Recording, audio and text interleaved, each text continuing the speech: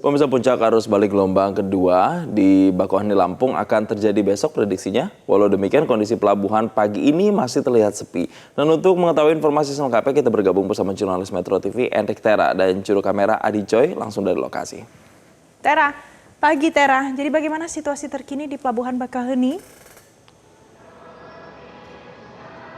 Selamat pagi, Jason dan juga Valen. Dapat kami sampaikan bahwa saat ini Pelabuhan Bakauheni Lampung pada pagi hari ini dan juga berdasarkan pantauan kami sejak subuh tadi masih terpantau sepi dari para pemudik yang hendak melakukan penyeberangan ke Pulau Jawa melalui Pelabuhan Bakauheni ke Pelabuhan Merak Banten. Saat ini saya coba akan gambarkan secara real time betapa sepinya Pelabuhan Bakauheni pada pagi hari ini. Bisa dilihat di dermaga 7 dari kantong parkir ini hanya ada satu baris kendaraan penumpang yang mengantri untuk masuk ke kapal seperti itu. Dan juga bisa dilihat biasanya kalau ramai ini dari zona parkir ini biasanya itu ada 8 baris itu semuanya diisi, namun pada pagi hari ini hanya ada satu baris pengendara atau pengemudi yang mengantrikan mobilnya di kantong parkir ini. Dan bisa dilihat juga bahwa di sisi lainnya ini di dermaga 1 sedang ada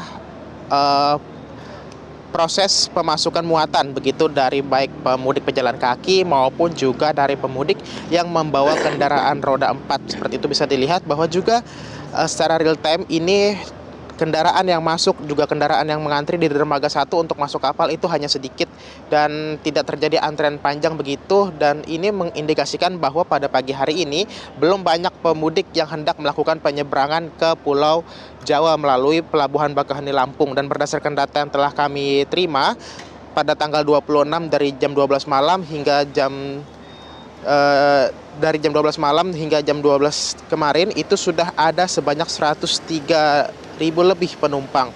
Dan angka ini mengalami penurunan sebanyak 17% dari periode yang sama di tahun 2025 lalu.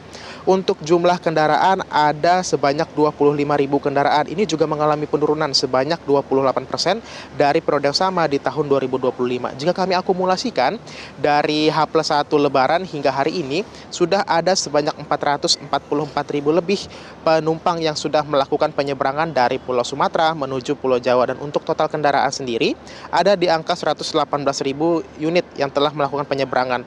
Dan untuk saat ini ASDP sudah memprediksi bahwa masih ada sekitar 51% lagi pemudik yang belum kembali ke Pulau Jawa dari Pulau Sumatera.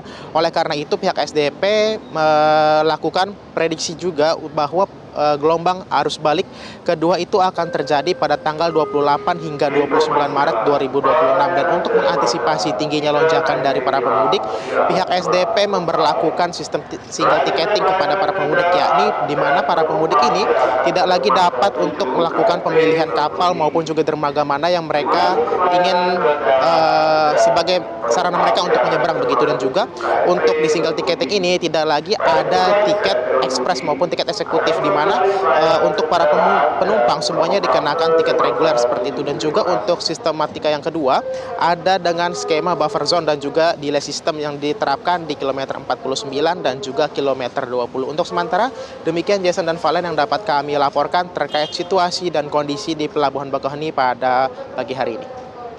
Enrik Tera, terima kasih untuk informasi terkini dari Anda. Jelajahi cara baru mendapatkan informasi. Download Metro TV Extend sekarang.